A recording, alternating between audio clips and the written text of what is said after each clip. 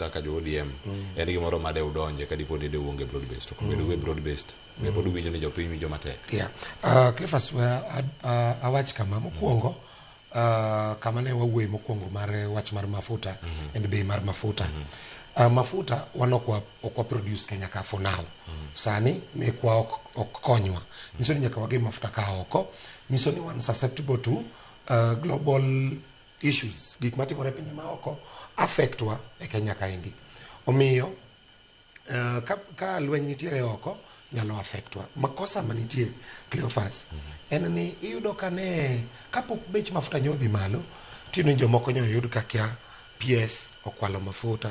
ki okelo mafuta ma oko luwore gi seria ki obedo nade issues matindo go bedo kaito mafuta dhi malo dichiel kodhi malo dichiel kaito koro ker duok nyiso ni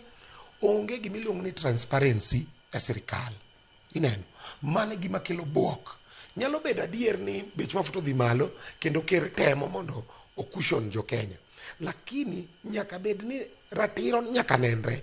kata ka wa support sirikal to nitiere weche moko ma nyaka waket obed ratiro nyaka nere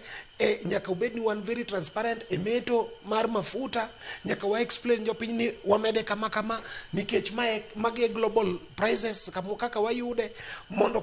jo piny bed gi kiawa nikech ng'e ni mafuta Cleophas ema run the entire economy onge ohala moro amora kata mana studio ka utiyo gi stima mabedo produced gi mafuta iriembo gari biro ka ohala moro amora bedo affected gi mafuta omiyo en kama very very keen okinya meda selling $40 okinya meda pesa mang'eny dichiel nyaka imany strategies mikushon go japiny President Uhuru Kenyatta a time mane lweny gore e pinje maoko nokawo